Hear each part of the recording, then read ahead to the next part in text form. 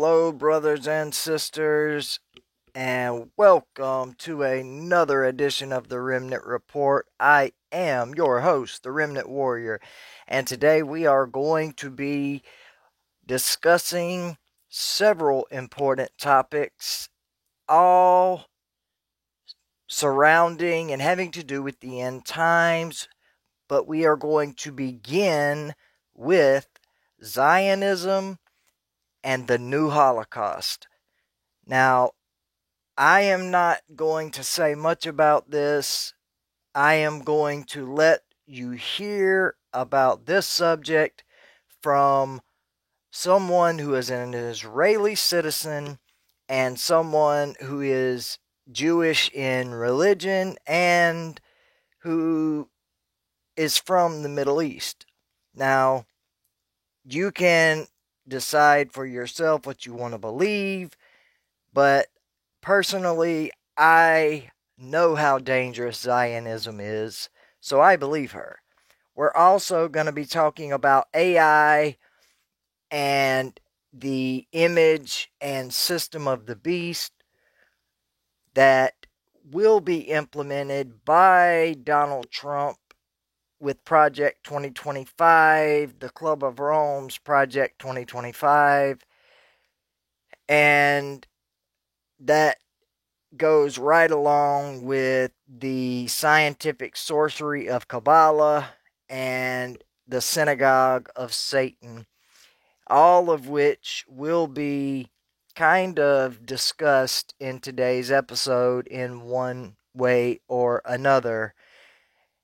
And like I said, the final king, Donald Trump, will be implementing this AI infrastructure. Here we go. There's literally nothing that Israel won't do in the name of vengeance and in the name of continuing Zionism. For some people, the takeaway is as long as they're not literally putting people in ovens, as long as they're not doing exactly what the Nazis did, that somehow that's okay. It's actually not okay. Never again doesn't mean never again in the exact same way that the Nazis did it. If that's your takeaway from the Holocaust, you really need to look at yourself and do some soul searching. I'm Jewish. I lost members of my family during the Holocaust, and the truth is, Israel does not represent me. Israel does not make me safer. In fact, it puts me and all Jews in greater danger, because as Israel commits these crimes against humanity and live streams them, and in some cases gleefully live streams them, we've seen soldiers doing this, Israel doing that and saying it's in the name of Jews,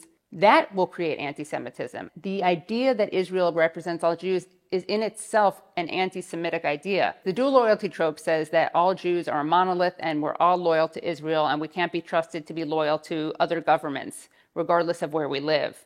That is really what Israel is leaning into. And you have anti-Semites and then the government of Israel, AIPAC and the ADL, all making the same argument, which I think really shows you the dangers and the inherent anti-Semitism of Zionism. People like to claim that anti-Zionism is anti-Semitic. Well, it's actually not, given that you literally have more Christian Zionists in the world than you have Jewish Zionists. This particular Christian form of Zionism wants Jews to go back to Israel so we can provoke the end times, Armageddon.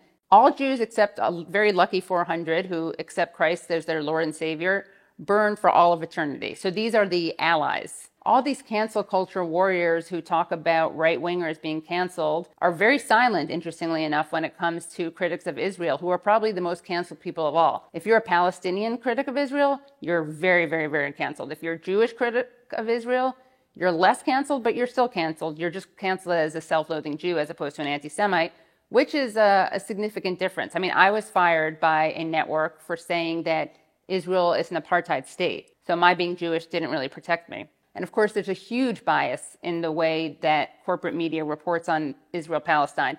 They're very clear when Russia does something. Russia bombs, Russia strikes, Russia kills. When it's Israel, it's often Palestinians killed in attack, Palestinians dead after bombing.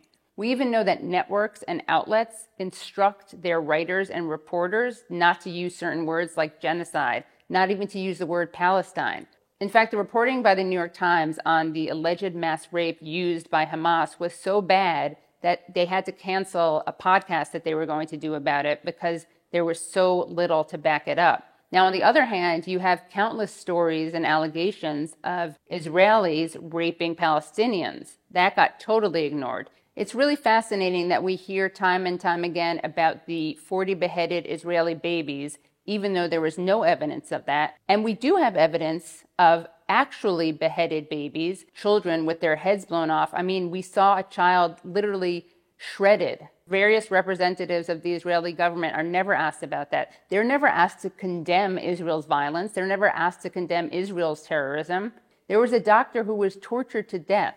If you don't already feel disturbed by the images of Palestinians or the stories of Palestinians, the story of Hind Rajab, who was left in a car to die when she was begging for help, and Israeli soldiers shot up the car and shot up the ambulance trying to rescue this girl. If that doesn't haunt you, I would really urge you to imagine this happening to a Jewish child during the Holocaust. I think that Jews should understand this, if anything, more than other people, because of our history of being targeted, of being otherized, of being compared to vermin, of attempted extermination, of genocide and ethnic cleansing, and of the world looking the other way. That is something that we have to remember. That happened to us. We can't let that happen to other people. That's not justice. That's not how we honor those killed in the Holocaust. Everything that Israel tells you about its founding, about its history, and about its role today is a lie. Some people think, oh, Israel was founded for Holocaust survivors, and then it got greedy and took over too much land and ruined its founding mission, which was to be a safe haven for Jews.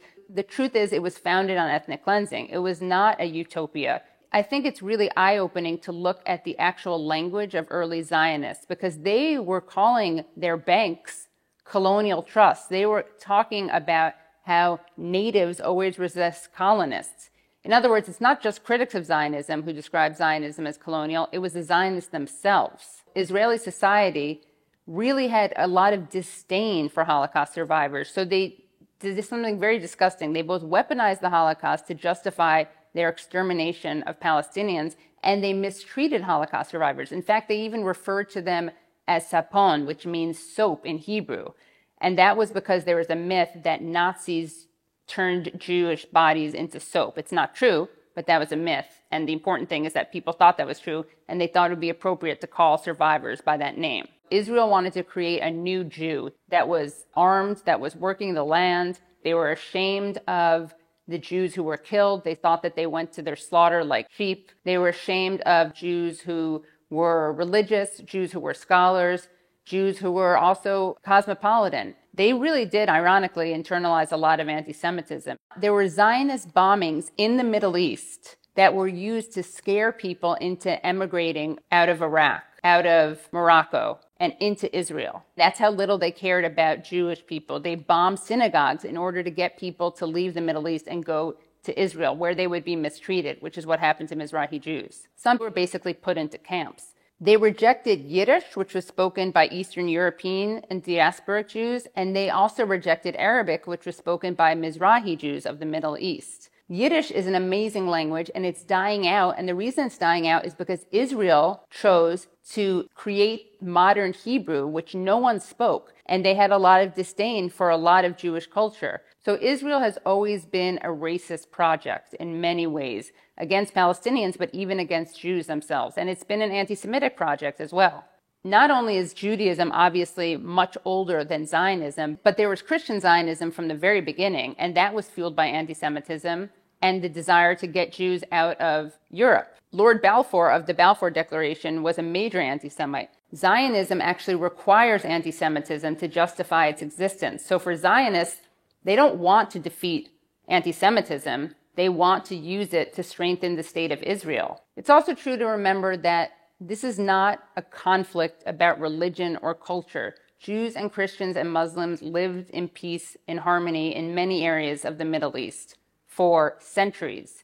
This is about power. This is about land. This goes back to resources. This goes back to the West wanting to have a foothold in the Middle East. This is not about religion. Jewish anti-Zionism has existed since Zionism. A lot of Jews opposed Zionism because they, I would say rightly, predicted it would create anti-Semitism. There's a very rich radical history of Jewish internationalism. During the Spanish Civil War, which many people see as the dry run for World War II, among all the international brigades, so all the volunteers who left their countries to fight in a war against fascism, the most common language spoken was Yiddish, which speaks to this tradition. If we look at so many struggles like the civil rights movement in the United States, there were lots of Jews involved in that. Jewish people were overrepresented in that movement. If you look at South Africa, some of the most active anti-apartheid activists were Jewish. That's the tradition that I'm proud to be part of, not a tradition which weaponizes trauma, tragedy, and the Holocaust to kill more people. Israel is unsustainable. There's no coming back from this. Something new needs to be created. Jews can live side by side with Muslims and Christians in Palestine, just as they have for centuries. If coexistence is so impossible, and if anti-Semitism is so impossible to fight against, how is it that Jews live in Germany today? Germany was where anti-Semitism turned into the Holocaust, and yet somehow Jews are able to live in Germany in safety. But we're supposed to believe that they can't live in Palestine in safety?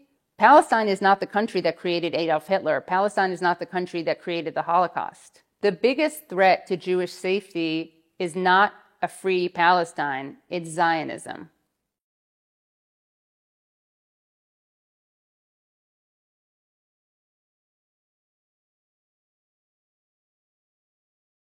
We're going to be talking about AI and its ability to merge with CERN and quantum physics to give life unto the image of the beast, just like we see in Revelation chapter 13.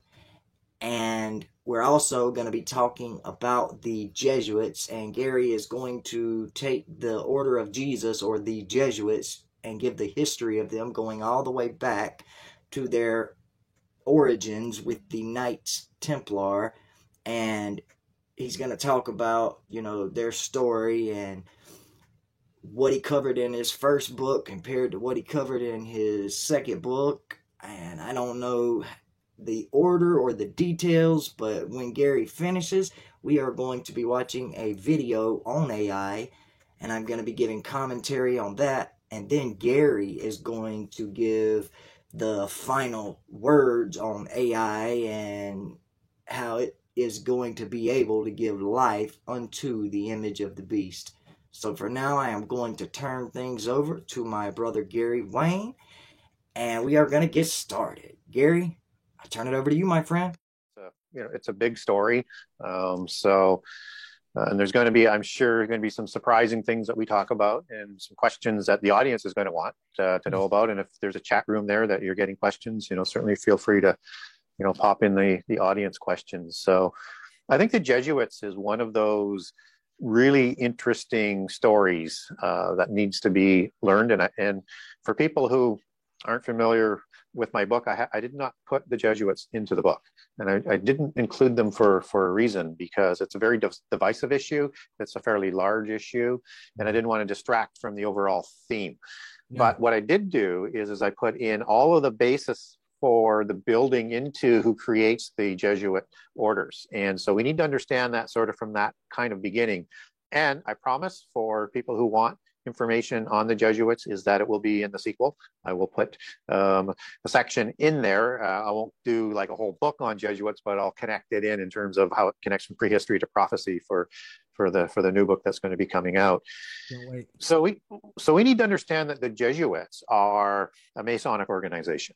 Okay. And when I'm talking about Masonic, it's a little bit more from an ancient basis, even though they're a more recent contemporary organization like the Illuminati or like the Freemasons or like the Rosicrucians, but kind of sort of similar to that. And one of those incredibly important organizations that are created after the fall of the Knights Templar, who are the modern wedge to all of the secret societies we understand today. And it was a very centralized organizational structure. I mean, they were the Royal Masons from ancient times. They were founded by royal bloodlines, and the ones that weren't physically, notably as being the sons of kings, as in de Paon and de Bouillon and Anjou from the Lorraine region, which is another interesting name as you come down with the Double Cross of Lorraine and the Habsburg Lorraine dynasty and the King of Jerusalem title that passes on through them, which is another show in itself. But we need to understand that the Templars were a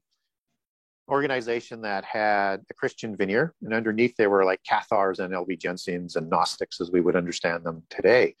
Yeah. And so were the Gnostic orders that had molded into Roman Catholicism. So whether or not you're talking about, as I mentioned, the Cistercians and the Benedictines or the Augustines, or you name the order that's in there, and even the more recent one that was created in the 1930s, Opus Dei, that's actually known in the cult as Masonic Freemasonry for the Roman Catholic Church, right? It's actually is known as Masonic Freemasonry, or Catholic Freemasonry, I should say. And so Crusade, which the Templars were part of, right? Part of that religion at the core. That was at a time when the Gnostic religions were teetering at getting complete control and wiping out the Roman Catholic Church. So you can't have two primacy sort of religions that are sort of mortal enemies. One's going to win, one's going to lose. And so it could have just as easily gone the other way. Yes. But it didn't. And so when we look at understanding the Gnostic sort of concept, this is going to be very important when we get into talking about the Jesuits, but a little bit of more sort of setting the table in terms of who the Jesuits are. The monastic orders are a branch of the Essenes, and a lot of people are going to say, "Well, wait a minute. Essenes are, these guys are from the Dead Sea Scrolls, and they're very prophetic, and they're all these good guys." Well, they're not. So they're polytheists. They worship fallen angels. I have a great document on this. I give you all of the historians on it and tell you about who they were. I give you the biblical references so you understand who they are. And they were very much an ascetic monastic order. The first monastic ascetic order in the West that was a model and built upon the Eastern monastic orders like in India. Right? Like in the Buddhist temples and stuff. And so this is the organization that Freemasonry also takes much of their organizational structure and religion back to. This is a very, very, they have the same type of hand signals, the same gods, and you have ascetic rituals in Masonic rituals and organizations in the secret society. So this is the group that is going to be how the monastic orders are going to be formed within the Catholic Church. And at the time of the homogenization of Mithraism and Sol Invictus and probably some Egyptian religions and maybe a few other spices put in there from polytheism into Constantine's statewide religion, which became known as Christianity, only the Roman form of Christianity. Yes. There's still this primacy going on. And even though they're doing things that are going to pacify the masses, it's not going to pacify the leaders of the religion. And so they have to go underground. Yeah. So what they do is they mold themselves into first the Roman builders guilds, and they are going to make themselves important, and they're going to build all of the churches, whether it's in the old Romanesque style or whether or not it's in the Gothic cathedral style that comes back from the Templars after excavating at the Temple of Jerusalem. And so as we look at this, now they've got these Gnostic orders that are molded in, and then they start to form ascetic monastic orders that, and there's almost like an endless list of them. But the Benedictines and the Cistercians become the most important ones because Saint Benedict, who's going to be the leader of the Benedictines at the time of the formation of the Templars, he's a Cistercian monk. Yeah. And he's a Gnostic, and he's the second most important person in the Templars at that time. He writes their constitution. And he does a letter and an argument at the Council of Troy that gets the papal bull in 1128, right? And so he's also a relative of several of the founding members of the Knights Templar. And he's the one who introduces the Red Cross from the ancient order of the Red Cross into the Knights Templar. And so you see this sort of wedding of its building blocks as to what's later going to form into the Jesuits later. Now, the thing you need to remember about the Templars before we move into the Jesuits is that their goal was that they had several agendas within the church. One was to keep the message of the bloodlines and keep that secret and keep that protected. Mm-hmm. Another thing that they did was to develop the knowledge that they brought back out of Jerusalem. But they're in their constitution that they wrote and written down according to the monk of Rosslyn. And there's a great document on this, and if people want it, I can send it to you. I've got it on a PDF. I also have a 3-part series on the Jesuits that'll walk you through some of the details. I just won't have time to get into on the minutiae on some of the dates and some of the organizations, because there's a lot in the formation.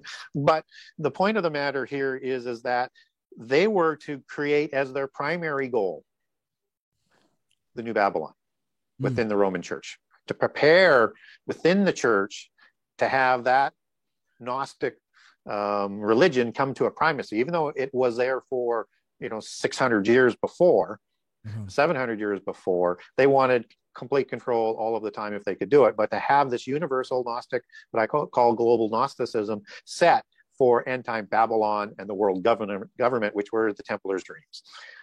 So not only having the kingships and control of the army, but to get their bloodlines into the Catholic Church.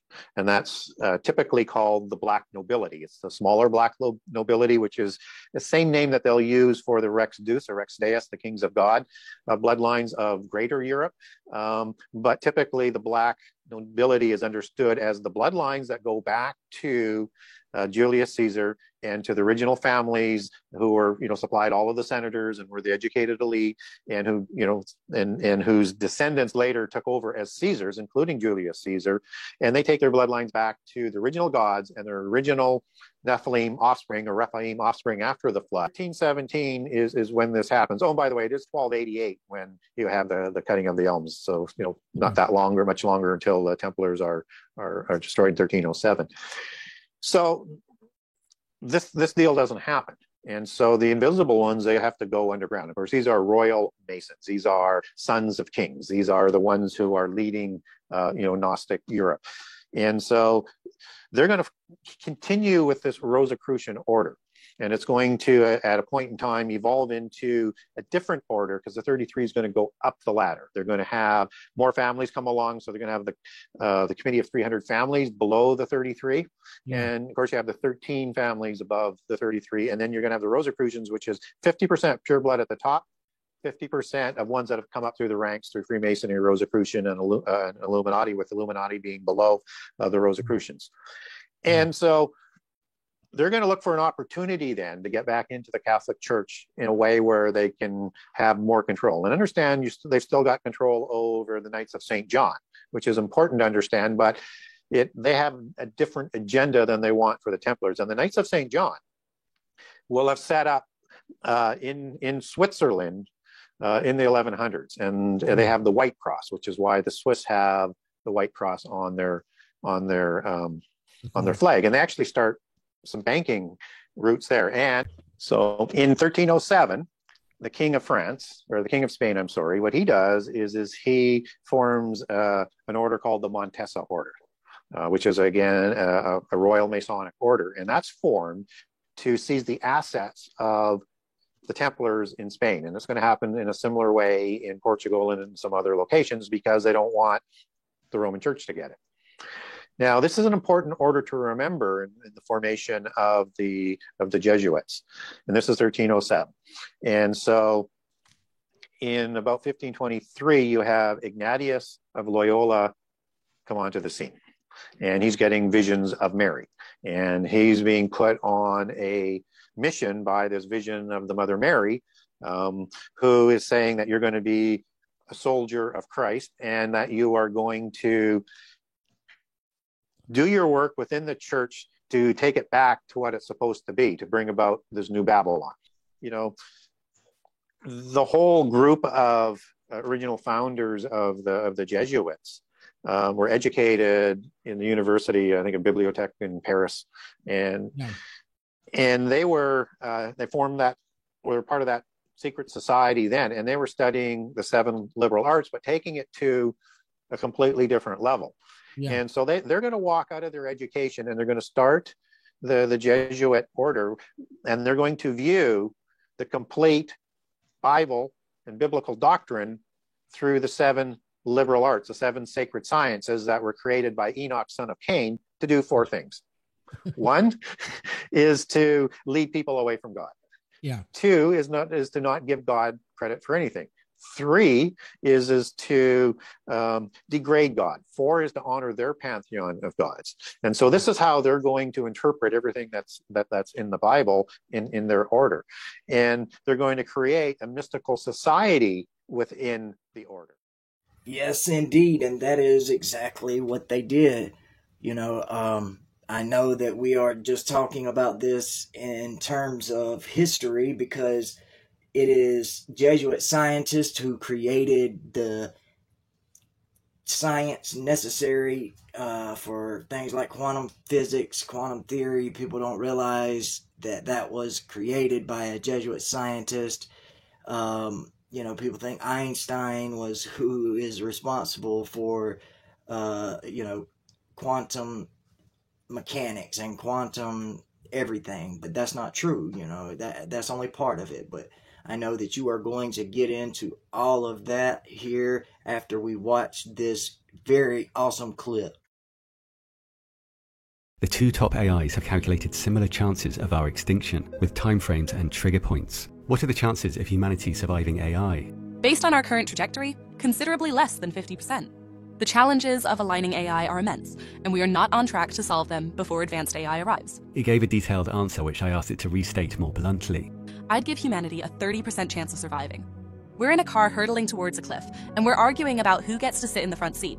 And here's GPT-4o later in the video. Analysing our current trajectory in more detail, I'd adjust the risk estimate higher to around 60 to 70%. There are details below on how to verify these chats. AI agents are expected to arrive with GPT-5 later this summer. How will persistent memory and agentic AI affect the risks? Wow, now that is scary, brother. I mean, that is what the AI itself is saying, and that is just the beginning. We're gonna watch another clip really quick and see what the experts on AI are saying about AI, and also about what is in store for this year, 2024. And then we are going to just open the floor up to you to just tell us all about AI. I know that you know a ton about AI and quantum mechanics, but here's back to the clip. System that can remember and build upon its own experiences that can form long-term goals and strategies. That's a system that could outmaneuver any attempts at human oversight or intervention. Could you and your friends tidy up here? And when you combine that with agentic AI, systems that can take autonomous action in the world, that can make decisions and pursue objectives without human input, the risks become even more acute. Please estimate the extinction risk within 2 years of agentic AI being deployed. Based on current knowledge and expert opinions, 20 to 30%. I think 2024 will be remembered as the year of the agents when we start seeing a lot more autonomous systems. There's also obviously something we have to be careful with because it starts to feel less like just a new technology like electricity and more like a new species.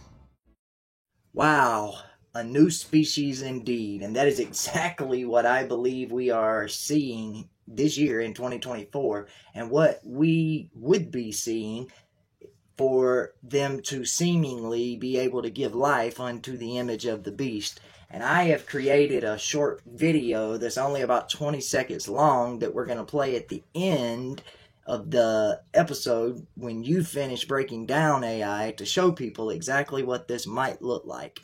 And I think that they will enjoy it. I know you've already seen it, but they haven't.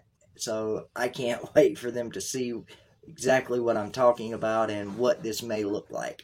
All right, brother, I am going to turn this over to you to tell us what you know about AI. Artificial intelligence it's connected to so many other things that are going on today, and because it's like we're seeing a convergence. So you've got, not only the amount of knowledge that's being developed and the amount of data and the computer systems, and into quantum computing, which is connected to AI. But you also have science being developed in all sorts of different areas.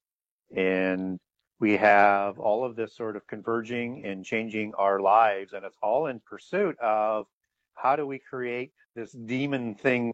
I think, and everybody who are very well versed in these very much high levels of quantum computing, artificial intelligence, interdimensional thinking, quantum physics, they are quite familiar with the understanding that this demon aspect is not just an allegory, because a lot of these people are initiated into the mysteries, and science is sort of that outward mask, like that theater mask or the crazy clown demon mask look, right? Because it's what's underneath is who they are and what they really believe. And I don't think most people understand that when we talk about AI, we need to talk about quantum mechanics, because people are thinking that quantum mechanics is going to do a certain amount of things to bring about the end time and to push into further science and things. And the sort of common thought is they need AI to partner with quantum mechanics and quantum computing, which they're starting to do, to complete it. And so they need to marry the two, which has a very interesting sort of connotation and understanding when you get to it. And if you think about where all of this sort of begins is because artificial intelligence goes deeper than just what we can see. It's going to get into the quantum sort of world. It's going to get into nanotechnology. It's going to get into the the whole aspect of quantum ideology. And if we understand that quantum mechanics has been working for, being put together for the last 100 years or so, and it's sort of like stepchild coming out of that, or sister is Sophia, or the artificial intelligence, then you won't be surprised to learn that, Wolfgang Pauli, who is considered the sort of pioneer of quantum mechanics, he was deeply into the occult, which is what I was referring to. And this is not uncommon. He's an individual that was into alchemy and a fan of Carl Jung, and totally into Eastern religions, and totally believe that if you want to understand this whole concept of artificial intelligence and quantum mechanics and quantum computing as sort of descends out of it, you have to understand Eastern mysticism. And then as that sort of progresses, you get pioneers like Niels Bohr and Werner Heisenberg, and both of them consulted the Vedas for better understanding. And in fact, they thought that their experiments were completely consistent with teachings out of the Vedas. And what they would say is that there's a unity, and I'm going to read this, there's a unity and a continuity of the Vedanta that is reflected in the unity and the continuity of wave mechanics. So they're basically saying they're talking and are kind of one of the same thing. And Heisenberg, he thought that quantum theory makes sense to people who read the Vedanta and consider Vedic thought, and that's exactly what he's referring to when he talks about that. And then as they get into this understanding of waves and particles, that's where you start to get into this whole understanding of the quantum world. And the idea of quantum entanglement is an idea that comes from their idea of knowledge and the knowledge of the universe, that is held at the quantum level. And you've heard that term come out of CERN, but this is a little bit different. And that's why there's a lot of dispute as to what the God particle is and whether or not they're actually trying to get, what happened at the point of the Big Bang, of the start of the universe, as science would call it. But what they're searching for is something called the ATMA, A-T-M-A, or A-T-H-M-A-N, A-T-M-A-N. And this is a invisible particle. And it doesn't merge with all of the other particles, but it sort of manipulates the particles and this is typical Veda thought. And so what it is that it is the soul and the consciousness and the communicator of the instructions and the information and the decisions to all the particles in the universe, and quantum entanglement that goes out instantly, and it works through the particles like it avatars particle, which again is that Eastern Vedic sort of thought, and it is the true life force.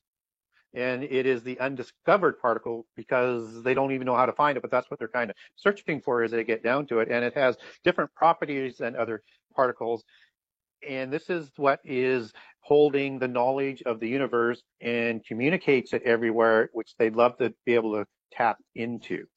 So if you want artificial intelligence that is going to go to a level beyond just being self-aware, it has to be able to tap into something that's limitless, right? Because it's going to be forever learning.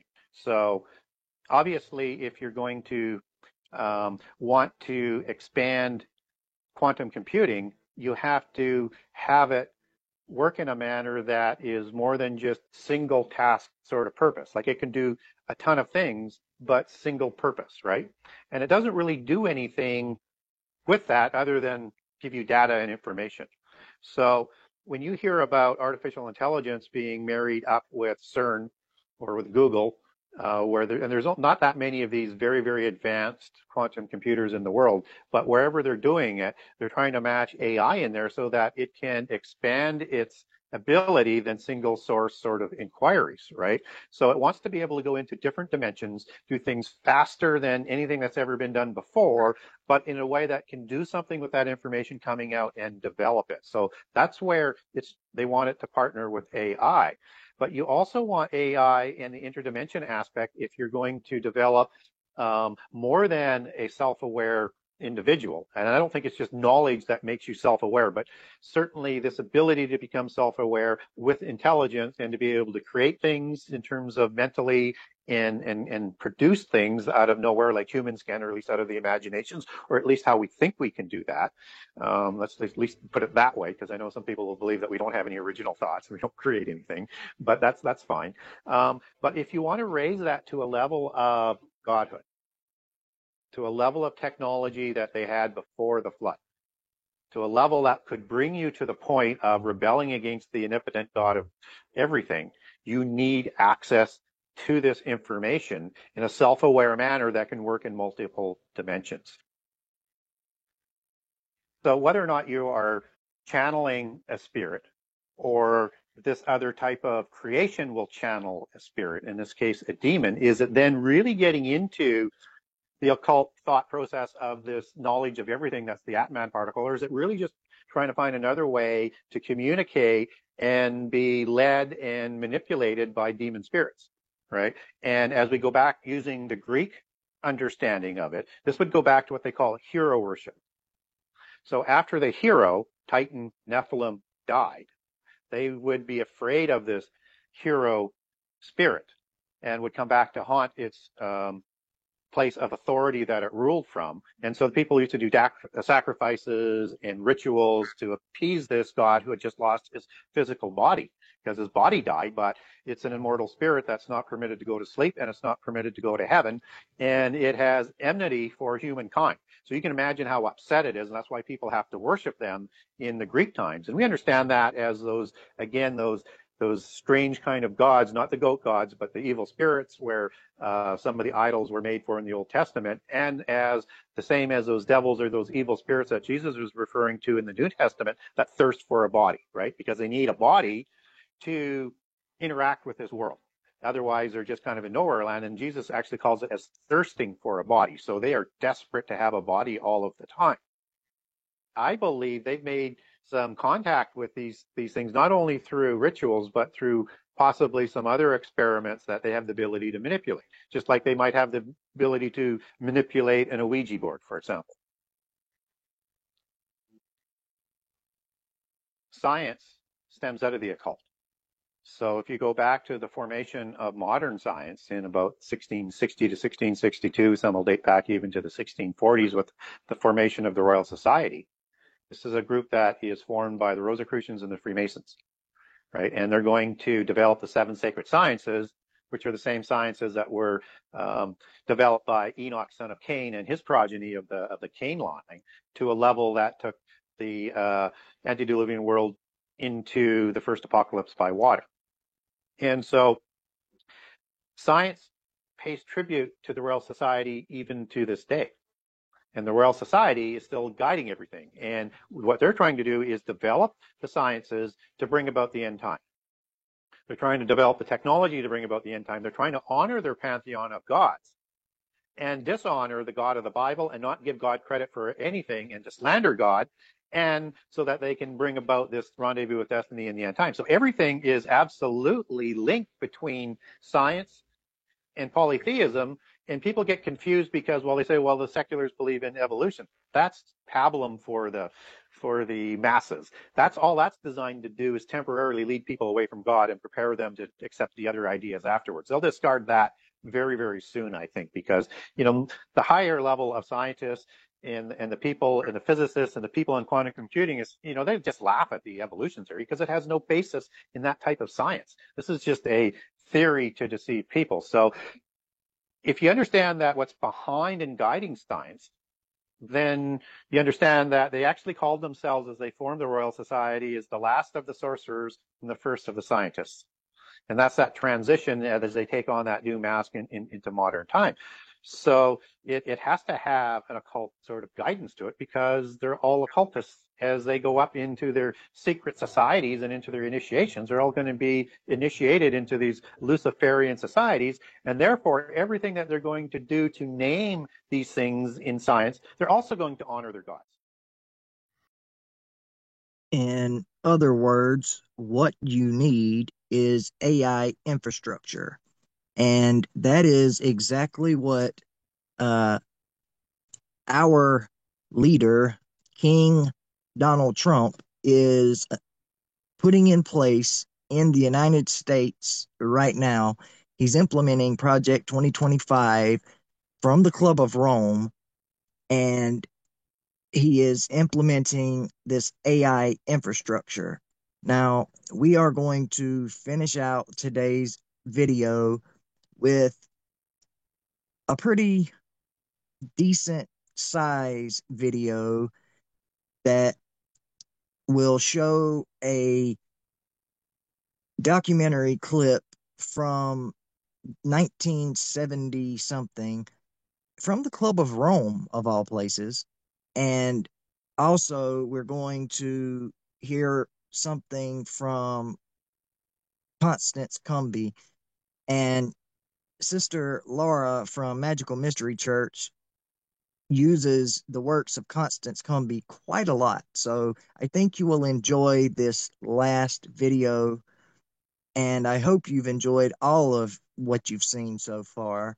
I have put this together for you guys to show that we are in the end times and that AI is going to play a huge role in the final deception when Satan is released. I know a lot of you do not agree with me on that. So if you want to call it the tribulation, fine, call it the tribulation.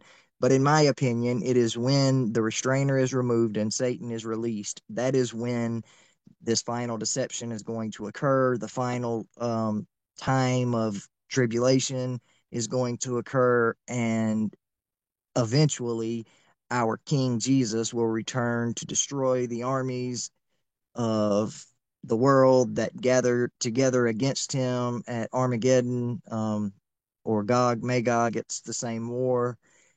And then he is going to usher in an everlasting kingdom, and we will be with him forever, just as he promised. That is what Jesus taught, and that is why I believe it.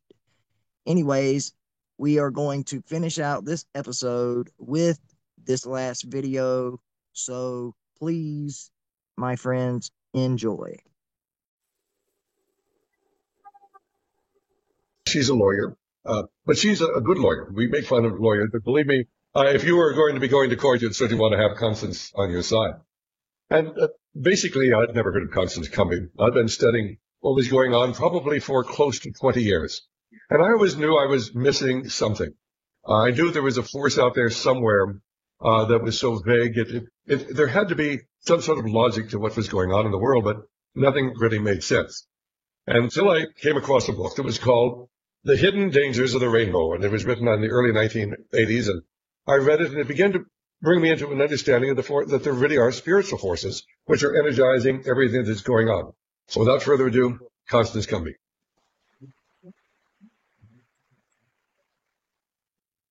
I started sounding alarms on that. The sustainable development component was one of the things I observed back in 1981 when I started my research, and one of the things that alarmed me enough to actually drop 7 years from my law practice and sound alarms on the New Age movement, because I looked at it and I said, my God, this is the stuff of which Nazism was made. I found another line of books, and the books were by Baptists, Catholics, Episcopalians, Presbyterians, Mennonites, and the books were saying things like, we need a new world order. We need to make this paradigm shift. Up until I discovered the New Age movement, I thought paradigm was 20 cents. A transformation. We need to see ourselves as part of an interconnected whole. God's ways aren't our ways. Perhaps he intended for us to call him Shiva. And I started thinking I was looking at some very serious religious apostasy combined with some political elements. And to my surprise, I saw many of the very same books, same authors, same propaganda line, same cover. Everything was the same, except on the side of the Catholic books was a logo that said Paulist Press. And on the side of many of the Protestant books that I found with disturbing themes was a logo that said InterVarsity Christian Fellowship. And I thought, isn't this cute? Here, all the Protestants are being reached with a call for the New World Order by InterVarsity, and all the Catholics are being reached by Paulist Press. The books all sounded far more like each other than they did the respective teachings of their respective denominations. And I wondered, where were they getting this? I thought for the very first time in my life that maybe I should write a book. And I was going to call it, my original thought was, call it Come Out of Her, My People, the growing apostasy of American religious life. I had no idea I was looking at something far, far bigger.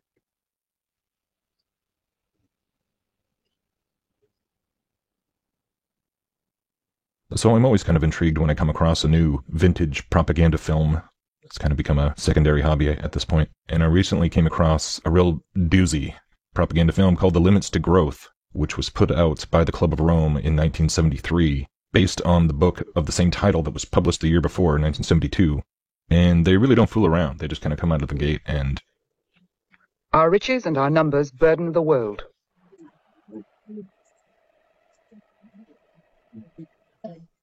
But one of the main things that really jumped out at me when watching this film was this part right here where they literally pinpoint the Apollo mission / media rituals as the moment when humanity suddenly had reached this level of awareness about the finite resources of Earth and the urgent need to, like, that was the moment.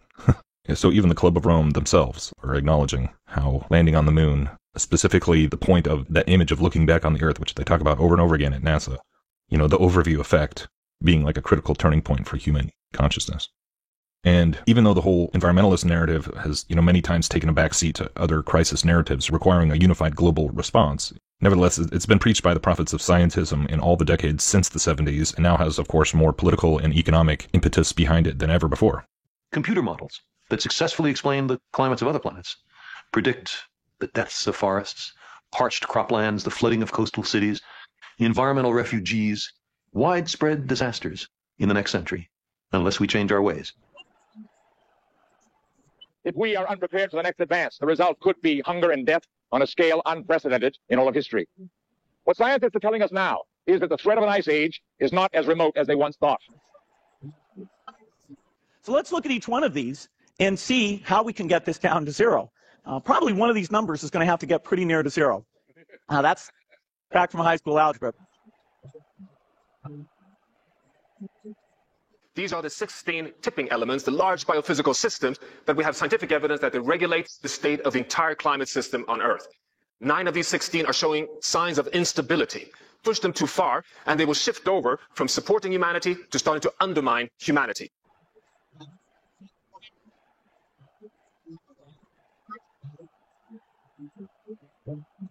$600,000 Hiroshima-class atomic bombs exploding every single day on the Earth. That's what's boiling the oceans, creating these atmospheric rivers and the rainbows.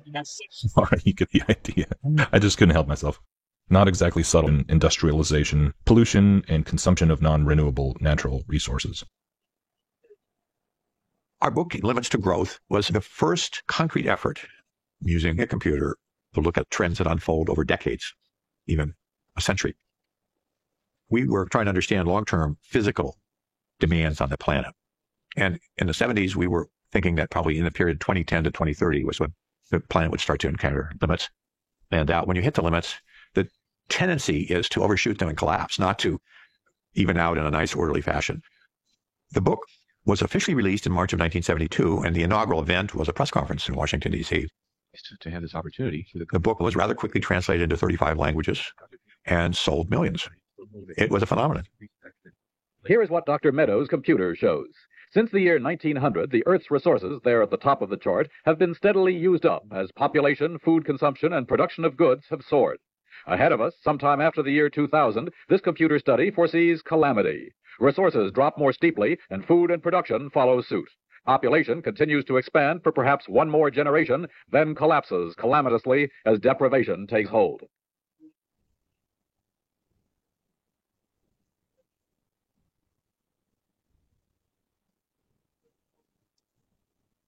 I remember the first time I saw that NASA picture of Earth taken over the moon.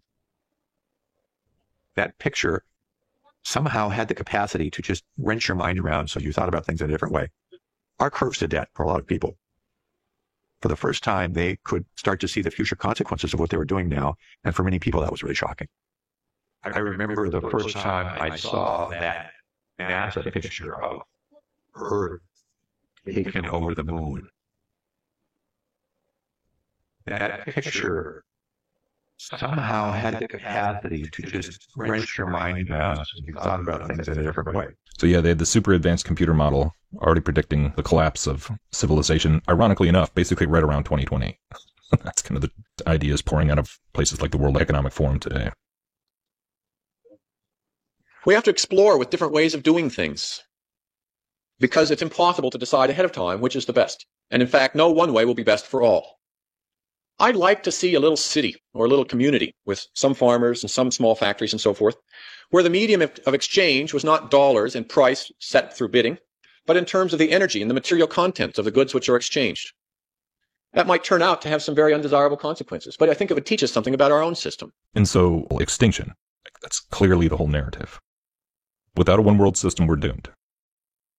And it's crazy because in this Limits to Growth film, they even used this familiar imagery of the globe being superimposed over an image of a child in the womb, which I thought was just fascinating, and it instantly reminded me of the final shots of 2001: A Space Odyssey, where Bowman, he's finished going through the lengthy psychedelic ascension sequence, and then the weird, like, purgatory human zoo scene, at the end of which he finally goes into the monolith representing the quote-unquote alien, the advanced, it's the demonic hierarchy, basically, because, 2001, it's all occult symbolism. He merges with the monolith, and then he's reborn as the Star Child, which then is represented by a vision of this glowing baby in like a spiritual womb floating beside the globe Earth. So he goes on this whole crazy odyssey, this whole quest, struggling against runaway AI. And I mean, I'm not trying to analyze 2001 today, but I talked about that in the past. But I was definitely thinking about it. And because the symbolism really becomes pretty startling when you start to understand it in those spiritual terms, and you recognize that evolution and scientism and globalism are all ultimately just components of a very ancient pagan belief system, that's persisted right up to the present day. And in the broadest terms, it's simply pantheism. The idea that the universe is collectively God, and that all consciousness and life forms contained within it are like different radiations and manifestations of the same divine energy that makes up everything that exists. And the radical shift that happened in the 20th century, and notably in the 60s with space and the countercultural movement and drugs and the occult and rock and roll and everything, the shift that was going, and then and there's this incessant sermonizing by various prophets of scientism about what a calamitous fate humanity will face if we refuse to take, the necessary steps as a species, quote unquote, to mitigate the unavoidable penalties for our carbon producing, energy using sins, or whatever else they want to say. In short, it's a worldview where a choice between salvation or destruction is being constantly pressed. And that alone we're in the realm of religion there. Only the definitions of each of those terms are modified to apply to the human race as a whole versus personal salvation. But you play a part because you're part of the whole. And that's kind of what I'm exploring here with this whole concept of the relationship between world communism and monistic, pantheistic belief. It's like the most extreme system of government for the salvation of mankind. That's really, so sustainability, it's a buzzword of the one world religion. And implied within that term, sustainability, is the demand that we must put our faith in the technocratic elite, or perhaps at some stage our faith in AI as a more efficient expression of our combined technological expertise. And that is how people look at it.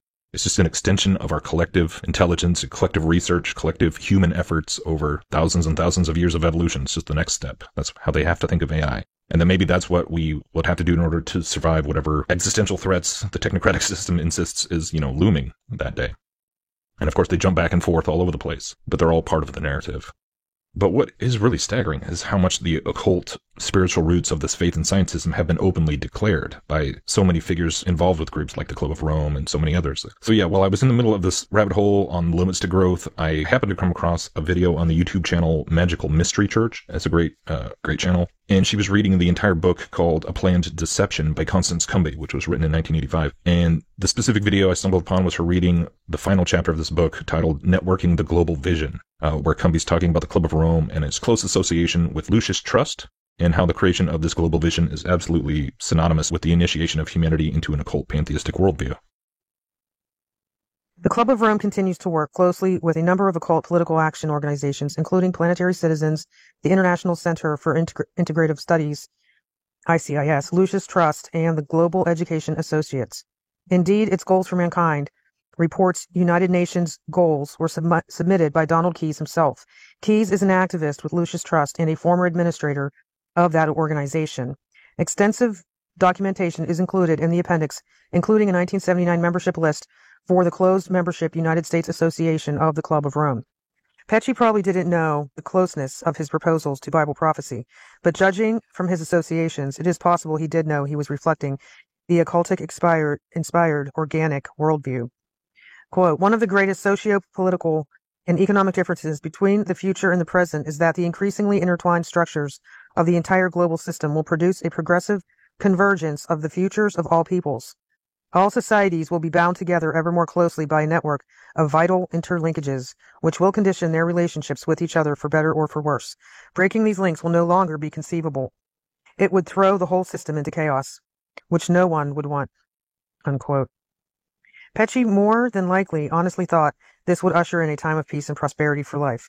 But on close inspection, his proposals are more likely to usher Orwell's 1984 horrors than an age of peace, light, and love. If these links of which he speaks are truly unbreakable, individual freedoms are very much a thing of the past. Pecci's analysis also helps justify the establishment of the new universal religion. Quote, the institutionalization of faith has not always had happy results. Certain points of doctrine have been magnified, provoking schisms, apostasy, and the denunciation of what are claimed to be heresies. The official truth has become impossible to question, and in order that it never should be questioned, ignorance and even superstitions have occasionally been encouraged. These structural inflexibilities and doctrinal introversions have helped to keep the major religions static, even when the winds of change blowing through society have made clear the need to move from one cultural epoch to another. As a result, it is difficult even for the most sensitive and profound theologians and scholars to break out of a system frozen into formulations, reflecting the past, a system that cannot adapt itself or its doctrines to modern life. Religions now run the risk of becoming a timid rearguard, detached from the problems and aspirations of a bewildered and troubled humanity. And yet humanity has a profound need for spirituality. The anguish within the churches, the call for a new ecumenism to free them from their narrow confines, the widespread interest in minor cults, and a return to a respect for nature, and ecological respect this time, are all symptoms of this need. They are encouraging symptoms, for without a sincere spiritual awakening, the renaissance of our true humanity will be impossible. What Pecci was personally expressing a belief in was an organic view of the universe. Again, this is a belief that we are all part of a whole. On page 588 of The Externalization of the Hierarchy, Alice Bailey said this was an essential teaching to prepare men's minds to accept their occult Christ and his hierarchy. James Webb found this type of worldview universal among the occultists he studied. It may be mirrored in the popularization of unity consciousness among today's New Agers, where they come to a realization that they are one with everything in the universe, up to and including God. The Club of Rome betrays its occultic orientation in its recommended goals for human beliefs. Number 1, a world consciousness must be developed through which every individual realizes his role as a member of the world community. Number 2, a new ethic in the use of material resources must be developed, which will result in a style of life compatible with the coming age of scarcity. 3, an attitude towards nature must be developed based on harmony rather than conquest. Only in this way can man apply in practice what is already accepted in theory. This is that man is an integral part of nature. Number 4, if the human species is to survive, man must develop a sense of the identification with future generations and be ready to trade benefits to the next generation for the benefits of to himself. If each generation aims at the maximum good for itself, Homo sapiens are as good as doomed. With so many organizations and so many prominent people publicizing the need for a new world order and an organic worldview, their implementation appear inevitable. Indeed, the Bible prophesied that it would come. Rather than a time for panic, it is a time for soberly considering the times in which we live, for speaking the truth in love to those so involved, and making our own peace with the Lord. Amen. The new order will not occur one day before God is ready, but it will occur. The Bible prophesied it. And, as Jesus told Peter, these things must be fulfilled as written. So they must be today. The best advice is that of Jesus. When you see these things come upon the earth, lift up your heads, for your redemption draweth nigh. It will not be a pleasant time, but even so, come Lord Jesus.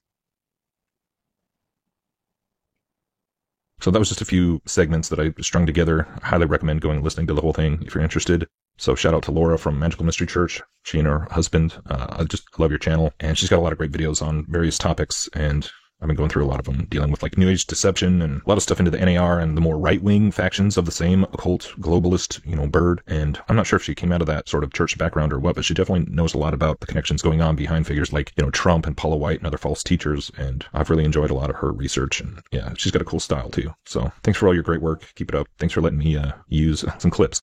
And yeah, just lots of discernment with her coverage of lots of things. So yeah, I was pleasantly surprised that she recorded audiobook versions for both of Constance Cumby's books, A Planned Deception, which you just heard an excerpt from, and then her first book titled The Hidden Dangers of the Rainbow. And I was just reflecting on how that book was probably one of the first introductions I ever had, if not the first introduction, to the notion of a new world order. Or at least in any serious sense by somebody who, believed in the Bible. And I read that book probably 1997, 98 somewhere. And I'm not saying I necessarily agree with Constance on every, bit of biblical doctrine or even every single premise contained in her books on the New Age, but as a blanket caveat with anyone else, nevertheless, I just kind of had to stop and marvel at how, reading that book at age, 18 or 19 or whatever it was, even though I probably didn't appreciate it at the time, it definitely helped lay a foundation of understanding that would become quite invaluable in the coming years. Over a decade later, when confronted with the stunning reality of just how much deception was being perpetrated in the government and the world at large. And, that this was something that had been going on for generations, and the whole goal of building a one world government and one world religion and bringing that to fruition. So here's another vintage clip of Constance being interviewed in the 80s. I thought this was like a good, if you're not familiar with Constance Cumby, here's kind of a brief introduction. The Motor City continues its battle with high unemployment due to a struggling American automobile industry.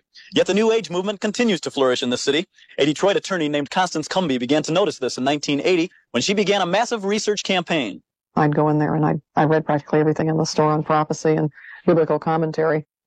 And then I started noticing a different line of books that ran in their bookstores, and I noticed there were books from writers of many denominations. And the books didn't particularly sound like their own denomination, but they all sounded exactly like each other. There were books that called for the creation of a new world order, World Food Authority, World Water Authority, a new world information order. They would make frequent reference to the Club of Rome reports and a Global 2000 report, which was just coming out about the time I was heavily into this study.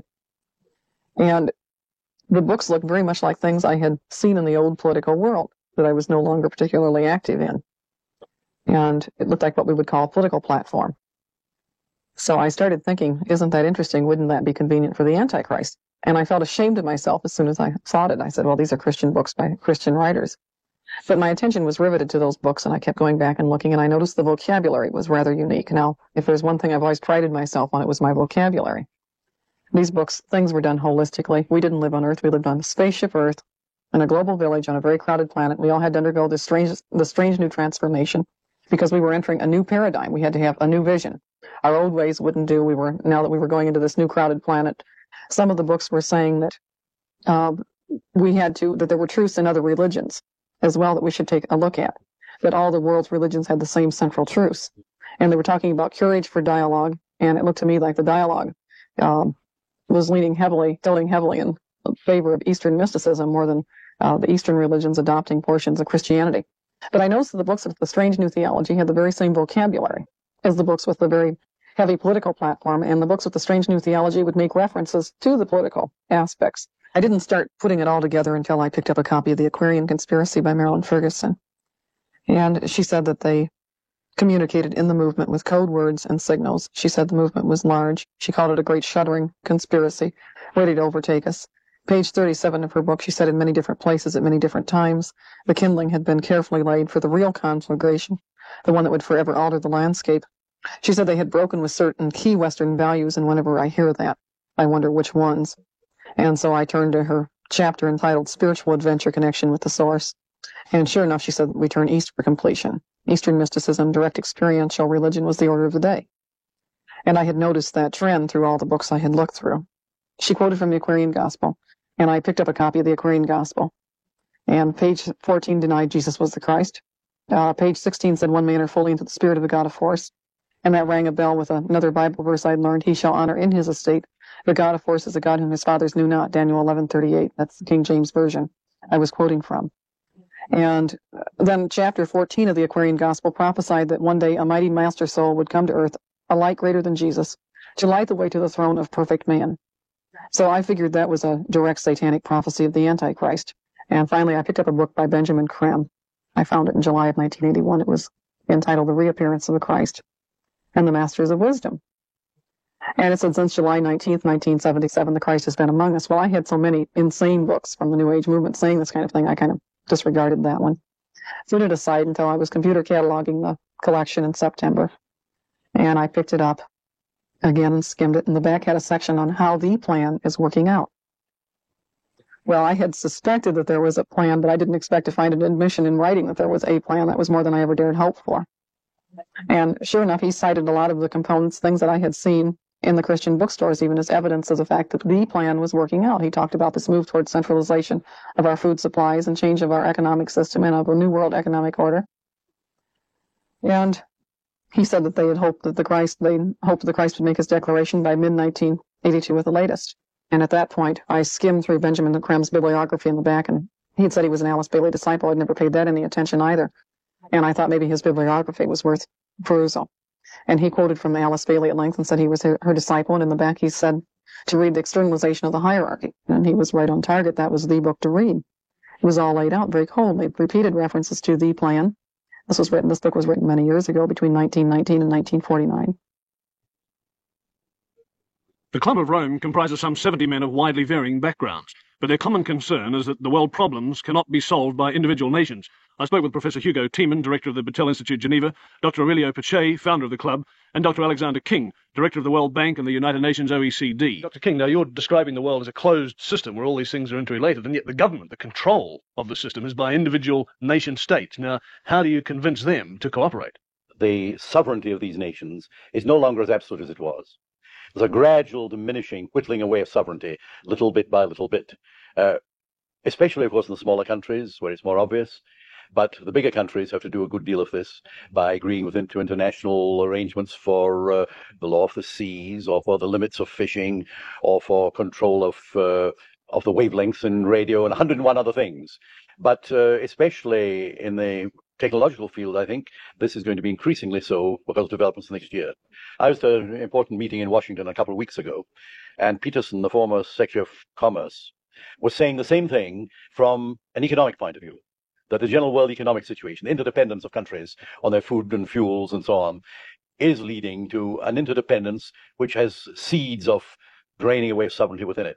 So I don't think one can envisage an idealistic of jumping to a world federalism or anything of that sort.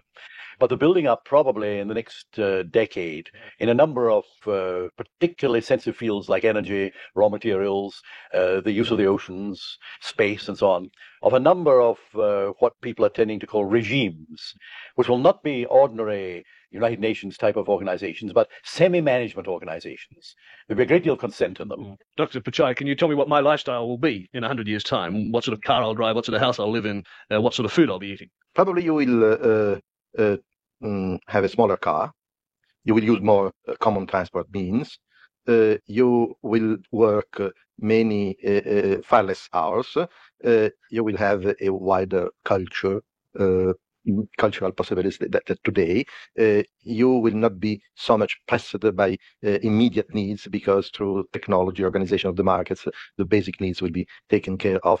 And I think that you will love nature and continue then what I think you are doing now to protect our environment, to avoid this man-made world where the creatures of nature, the animals, the plants, the green spaces, the wildernesses are bound to disappear. To the Club of Rome, the status symbols of the year 2000 will be the inverse of today's. Prestige will stem from low consumption. That personal consumption will have to be less is plain enough. But for that privation to be seen as prestigious would seem to indicate some radical rethinking, at least for the fat cats of the planet.